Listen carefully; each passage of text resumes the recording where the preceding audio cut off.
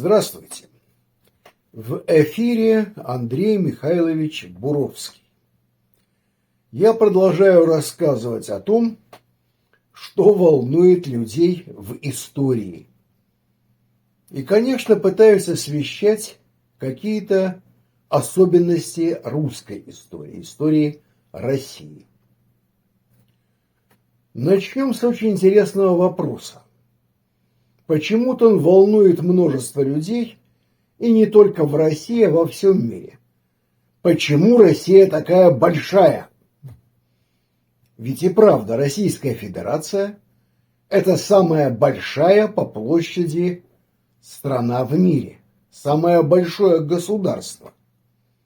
Почему же она такая громадная, как она выросла? Ну, чтобы ответить на этот вопрос, неплохо бы уточнить, о России какого времени вообще идет речь. Древняя Русь, Киево-Новгородская Русь, Русь IX-XI веков – это вообще не территория современной Великороссии. Отдельные группы славян проникают на Белое озеро, проникают на территорию Ростовской области, Московской области, но в основном Русь простирается от Балтики, занимает современную Белоруссию, даже часть современной Польши и большую часть Малороссии. Ну, еще в XVI-XVII веках город Львов вообще-то назывался столицей русского повета, русского воеводства, русского. Слово «украинский» тогда просто отсутствовало. Уже это древняя Русь, Русь IX-XI веков, была громадной по сравнению с большинством европейских стран. Уже интересно, правда? В дальнейшем, когда появляется Московская Русь, она становится тем более громадной. Вот на Волге в XVI веке Русь кончалась. Город Плес был форпостом, и дальше него Русь продолжалась отдельными деревушками, не более того. Только к концу XVI века территория Руси реально охватила всю современную европейскую Русь, но без степной зоны, там было дикое поле. Спорная территория. Оттуда славяне были вытеснены. А западная часть, как бы не совсем Россия, это Великое княжество Литовское и Русское. Тоже Россия, но другая. Разные государства могут быть в одной стране. Или, вернее, разный политический строй может торжествовать в разных частях единой страны.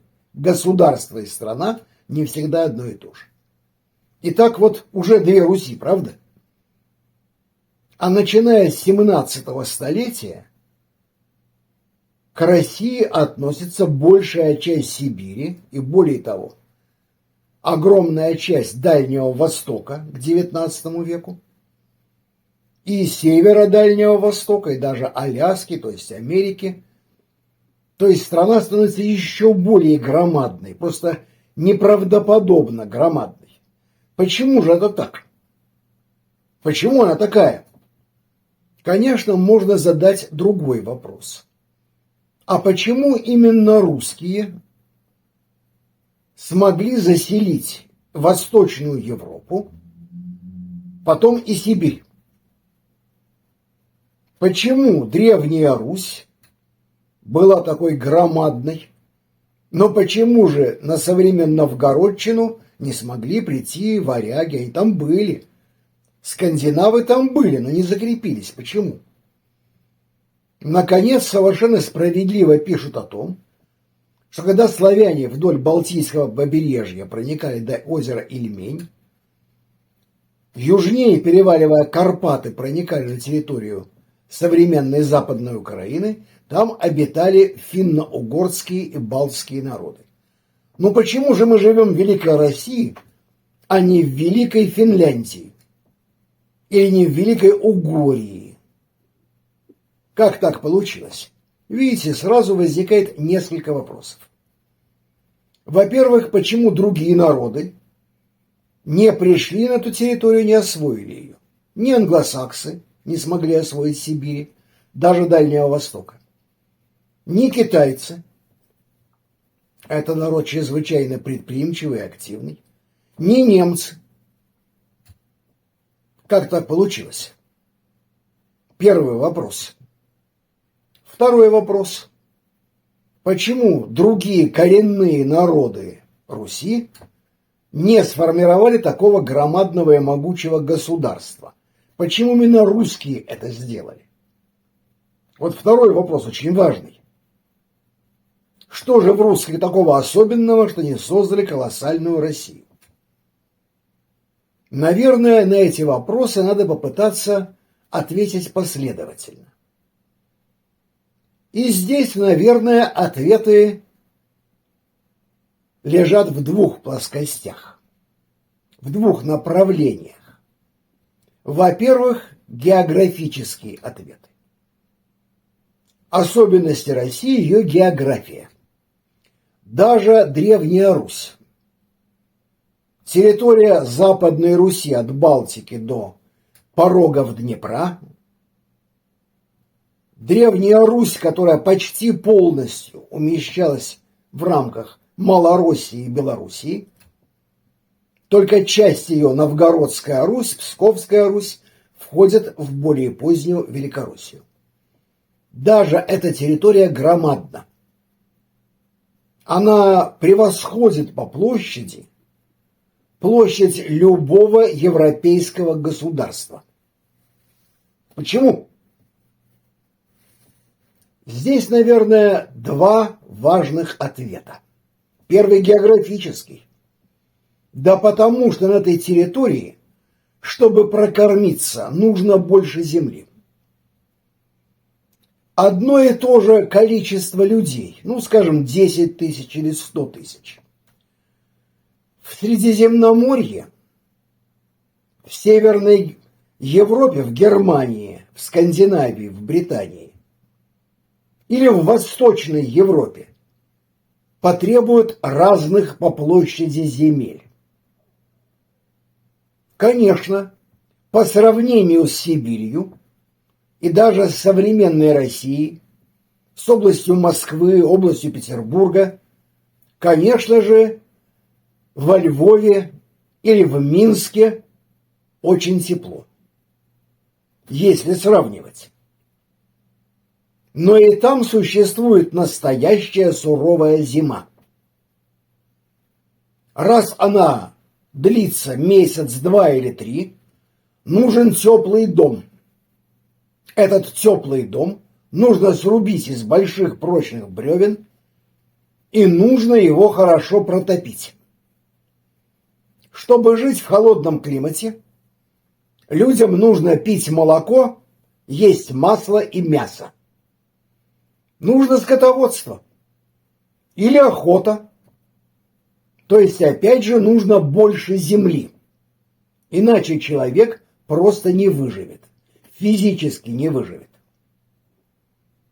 По сравнению с территорией Чехии или Южной Германии, сосны на Украине и в Белоруссии на 5 метров ниже в среднем.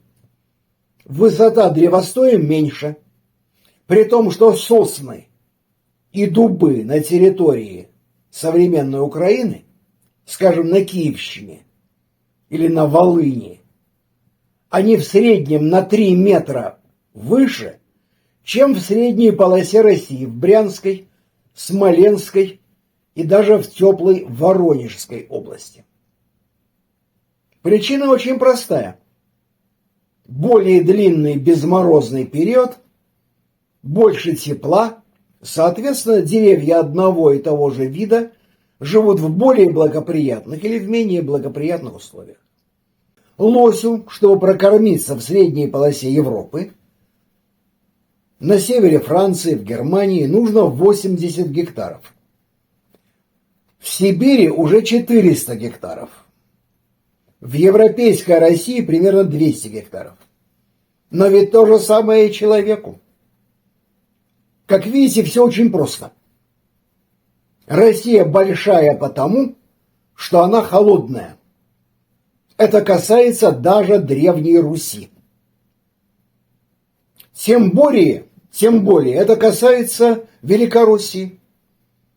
Всех территорий от современной Московской, Смоленской, Рязанской областей и до Урала, до Уральского хребта. Чем дальше на восток, тем холоднее зимой, значит, нужно иметь больший дом. Зима длится дольше, нужно иметь больше дров. И нужно, наконец, это очень важно, нужно иметь много земли, потому что урожайность ниже.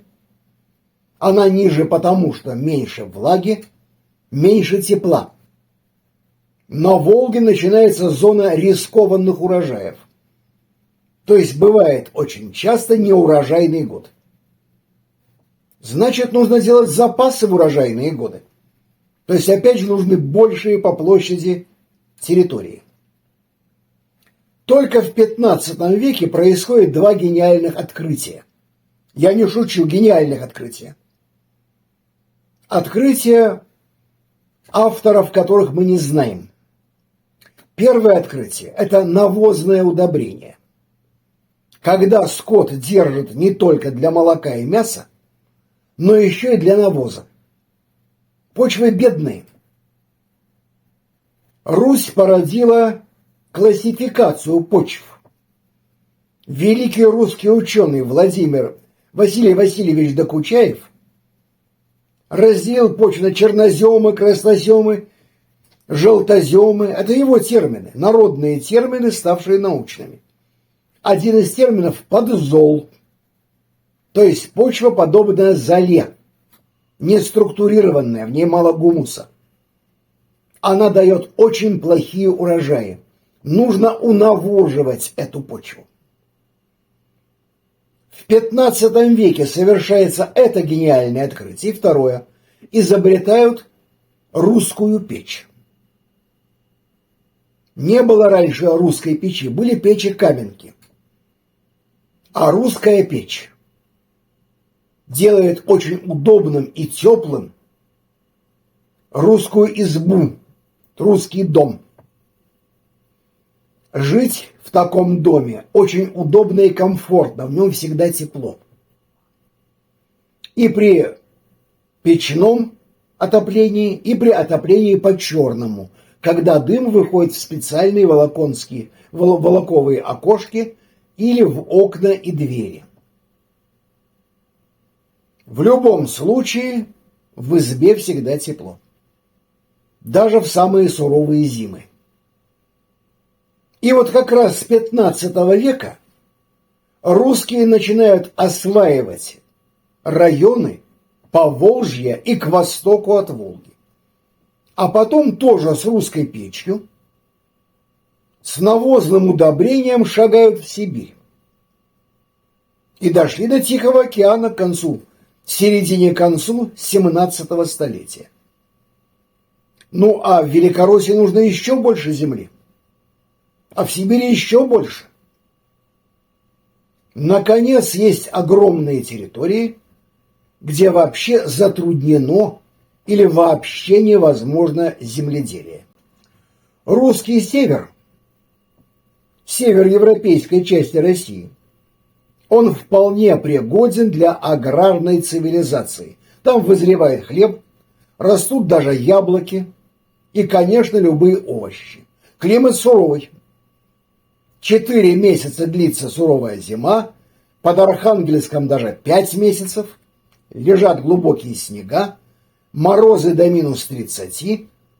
Но если у нас есть русская печь, и если у нас много земли, и мы можем запасти много зерна, заморозить в ноябре месяце много мяса и масла, тогда нам не страшна зима.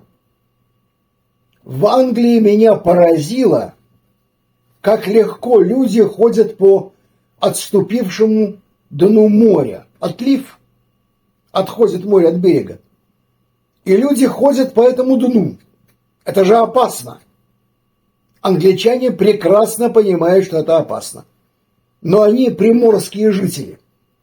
Для них эта прогулка по дну моря обычное дело. В городишке Моркоу на севере Англии море отступает километра на 3. Там мелко. И каждый год внезапно наступает прилив, и кто-нибудь неосторожный погибает. Каждый год кто-нибудь погибает. Но англичане все равно ходят гулять по дну моря. Хотите разбираться в истории? Хотите знать то, о чем не пишут в учебниках и почти никогда не пишут в книгах? Хотите просто узнать много нового? Смотрите мои видео, читайте мои тексты на Кинескопе. Ссылка в описании к видео. Я своими глазами видел детей, которые играют на этом отступившем дне.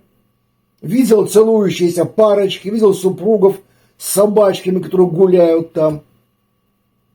Но ведь русские точно такие же. Мы к морю относимся скорее опасливо, мы плохо его знаем. Для нас море – это обычное место отдыха, южное теплое море. Но лес, холодный лес, зимний лес – для нас привычная среда. Мы понимаем, что без теплой одежды голодного человека зима очень быстро убьет. Но мы ее не боимся так же, как англичанин не боится дна во время отлива. Англичанин ведь тоже понимает, что прилив может прийти внезапно и создать реальную угрозу для жизни. Но вдруг не успеешь. И такие случаи известны бывают. Вот то же самое с русской зимой. Мы умеем жить этой зимой. Вот и все. Видите, как все просто. Русские создали тип хозяйства, навозное земледелие, навозное удобрение подзолистых почв, и создали русскую избу, срубленную из больших массивных бревен, с русской печью. И с этим нам не страшны любые морозы. Только земли нужно все больше и больше по мере того, как мы идем на восток. Но я начал говорить о местах, где вообще невозможно или затруднено земледелие. Вот Якутия, республика Саха. 3 миллиона квадратных километров. Якутия лишь не намного меньше, чем европейская Россия. А в ней земледелие возможно, но с большими трудностями. Гораздо легче и удобнее завозить туда хлеб и вообще все нужное для пищи. Сейчас в Якутии живет примерно 1 миллион человек. К моменту, когда русские пришли туда, там жило 1060 или 70 якутов-скотоводов и примерно 20 тысяч эвенков и юкагиров-охотников. Цифры примерные, точно никто не считал. Только современное производство, современные средства транспорта позволяют жить в Якутии такому числу людей. А ведь Якутия – это полезные ископаемые. Это не только золото и алмазы.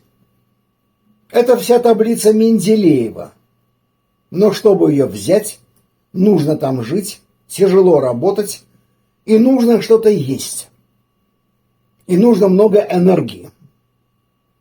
В Якутии я своими глазами видел тройные оконные рамы. В Европе обычно оконная рама с одним слоем стекла, больше не нужно. В России обычно 2, только на юге. В Ростовской области 1 рама. В моем родном Петербурге, в Красноярске, моем родном 2. А в Якутии 3. Потому что минус 15, минус 20 в Якутии будет уже в сентябре. А в январе будет минус 45 или 50. Может быть, 50 градусов будет держаться всего месяц. Но этот месяц нужно пережить. Вот это и рамы. Огромное количество энергии и тепла. В Якутии никогда не будет плотного населения. Или возьмите Таймырский полуостров. 500 тысяч квадратных километров. Он весь лежит в зоне тундры и в зоне арктических пустынь. Там, где холодно даже для тундры. Даже нганасани, охотники на дикого оленя, не заходили в арктические тундры. Там просто оленя нет. Там нет ягеля. Того лишайника, который ест северный олень. Это действительно безжизненные пространства. Эти тундры и арктические пустыни по площади примерно равны территории Франции, Польши, Германии. Но там никогда не будут жить десятки миллионов людей, если будут на привозном продовольствии и потребляя колоссальное количество энергии. Вот громадные территории севера, Арктики. Эти громадные территории, миллионы квадратных километров, на которых плотность населения меньше 1 человека на квадратный километр. И они тоже часть России. Вот причина очень простая географическая. Почему Россия большая? Чтобы жить здесь, нужно много земли. А если живешь на севере, в зоне вечной мерзлоты, нужны поставки с юга продовольствия, нужны поставки энергии или много местных энергоресурсов. То есть большие плотины, большие угольные станции или атомные станции. Вот одна причина, она очень простая.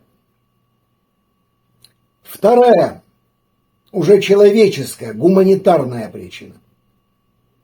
Правда, а почему не живем в Великой Финляндии? Когда славяне перевалили Карпаты, их было самое большее несколько десятков тысяч человек. А может быть и 1000 человек. Когда славяне дошли до озера Ильмень, будущие новгородские, славяне ильменские, их тоже было 1000 считанные. А население, финно-угорское население лесной зоны достигало нескольких сотен тысяч. Почему же славяне ассимилировали финно-угров, а не наоборот? Почему предки славян не растворились в Финском море? Сразу давайте я говорю, для меня предками являются в разной степени и те, и другие. Все, кто жил на территории России, наши предки. Финно-угорские народы наши предки, балты наши предки, славяне наши предки. Но почему славяне дали свой язык? Почему русская, славянская культура преобладала и стала основой для этой громадной страны России? В чем причина? Полагаю, что причина здесь тоже очень простая. В чем-то славяне превосходили другие народы. Почему? Во-первых, они много общались между собой. Это очень разговорчивые люди. Финны гораздо более строгие, молчаливые и меньше переносят информацию. Есть старый финский анекдот. 3 деда пошли в лес рубить дрова. Вышли за околицу деревни и видят заячьи следы. «Во, заяц!» — сказал один старик. Они пошли в лес, рубили лес, сварили суп, и другой сказал: «Да, там был заяц». Они пошли обратно в деревню, и при входе в деревню третий сказал: «Если будете столько болтать, я с вами больше не пойду». Это, конечно, анекдот. Но финны не случайно селятся не деревнями. Они селятся хуторами, отдельно друг от друга. И очень мало общаются. Финны меньше заимствуют, меньше перенимают у других народов. славяне прекрасно умеют учиться. Уж чему-чему они только не научились. И вот эти ославяненные финны, которые стали русскими,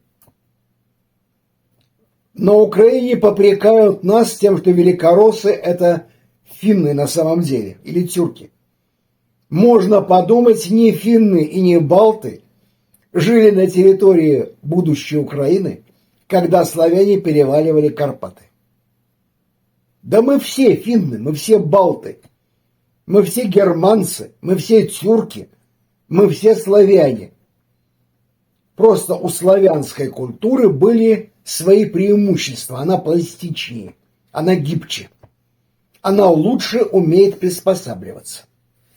Вот заметьте, россияне могут жить в Арктике, например, на Таймыре или в Якутии, а могут жить в субтропиках, в Сочи, или в очень теплом климате, в Ростовской области или на Северном Кавказе, в почти субтропической Кубани. Могут жить на берегу Тихого океана, а могут жить в средней полосе России. Я своими глазами видел и детей, которые лузгают семечки подсолнуха, и детей, которые хрупают, так, жуют щупальца кальмаров, как лакомство, сушеные щупальца вместо семечек. Эта пластичность культуры – огромное преимущество. И вот здесь третий ответ. Вот громадная неосвоенная Сибирь. Даже южные народы этой Сибири, живущие в лесостепи и в степи, имеют огромный потенциал развития этой земли. Они сильно отстают в развитии и от Китая, и от Европы. Но почему не японцы и не китайцы осваивают Сибирь? Наверное, если бы им дать 1000 или 2000 лет, Китай пришел бы в Сибирь. Наверное, если дать несколько, 200, 300, 500 лет, англосаксы и американцы, достигнув берегов Тихого океана, Калифорнии и Аляски, наверное, они начали бы осваивать и Сибирь. Возможно. Но понимаете, русские опередили эти народы. Мы оказались пластичнее, гибче, наконец, выносливее. Мы смогли жить там и построить цивилизованную жизнь там, где построить ее, казалось бы, невозможно.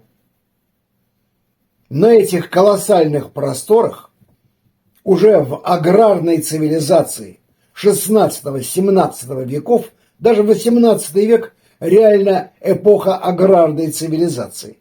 Только в конце XVIII века в Англии появляются машины и механизмы.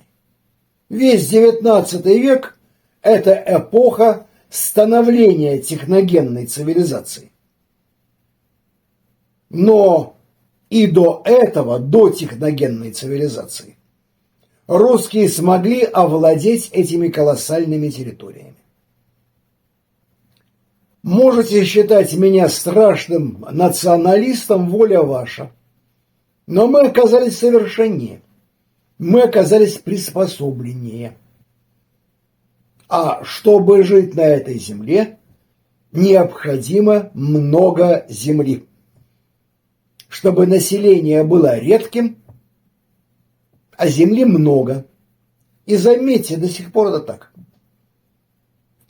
В Западной Сибири и на юге Восточной Сибири живет людей меньше, чем в европейской России. А в Якутии на 3 миллионах квадратных километров живет чуть больше 1 миллиона человек. В одном Красноярске живет 1 миллион, на юге Сибири. Все очень просто и закономерно. Ну что ж, лайкайте,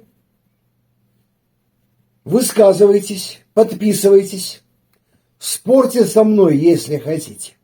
А пока до свидания.